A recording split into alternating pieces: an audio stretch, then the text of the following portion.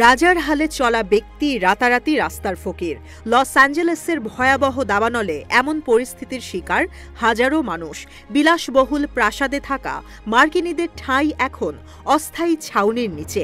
এক মুঠো খাবার আর এক টুকরো কাপড়ের জন্য অনেকেই পাচ্ছেন হাত। ১৩ দিন পেরিয়ে গেলেও এখনও দাবানল পুরোপুরি নিয়ন্ত্রণে আসেনি। শঙ্কা রয়েছে ভূমিধসের। চলতি সপ্তাহ থেকে ঝোড়ো হাওয়া সান্তা অ্যানার পূর্বাভাস দেওয়া হয়েছে, ফলে শীঘ্রই দাবানল নিয়ন্ত্রণে আসছে না। বিষয়টি নিয়ে দ্বিধা নেই কারও।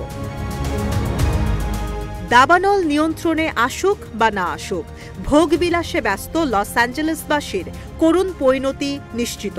কারণ ভয়াবহ এই দাবানলে কার্বন ডাই অক্সাইডে সয়লাব হয়ে গেছে শহরটির বাতাস।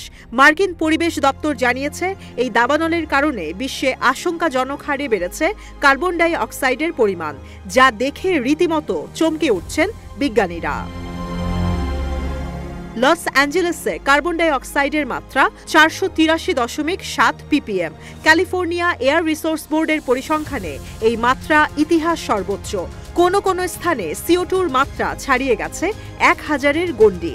এতে বিষাক্ত এই বাতাস ডেকে আনতে পারে মৃত্যু।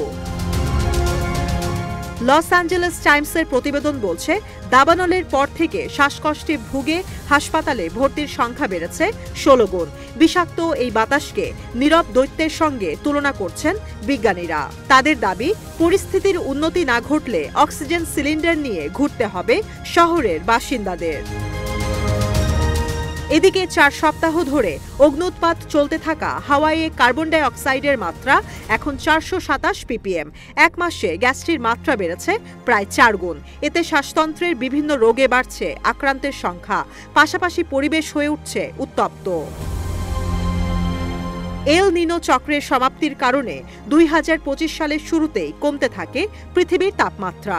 বিশ্বজুড়ে কার্বন ডাই অক্সাইডের মাত্রা খানিকটা নিয়ন্ত্রণেও ছিল, তবে লস অ্যাঞ্জেলেসের এই দাবানল আশঙ্কাজনক হারে গ্যাসটির মাত্রা বাড়িয়ে তোলার কারণে তৈরি হয়েছে নতুন বিপদ। ২০২২ সালে দাবানলের কারণে পৃথিবীর বায়ুমণ্ডলে যুক্ত হয়েছে ৫.৩ billion ton carbon die oxide. প্রতি বছর দাবানলের কারণে CO2 বাড়ছে ৬০% পর্যন্ত। যুক্তরাষ্ট্রের এবারের দাবানল চলতি বছর একাই এর অর্ধেক যোগ করেছে বলে অনুমান বিজ্ঞানীদের। যুক্তরাষ্ট্রের এক পরিবেশ বিজ্ঞানী জানিয়েছেন, বর্তমান বিশ্বে কার্বন ডাই অক্সাইডের মাত্রা নতুন করে বিপদ বাড়িয়েছে। এই পরিস্থিতি থেকে সহজে মুক্তি মিলবে না। এল নিনোর জেরে বিশ্বে তাপমাত্রা এমনিতেই বেড়েছে, তবে দাবানলের আগুন যে হারে অক্সিজেনের মাত্রা কমিয়েছে, তাতে আগামী দিনে পৃথিবীবাসীর অক্সিজেনের অভাব ঘটতে পারে।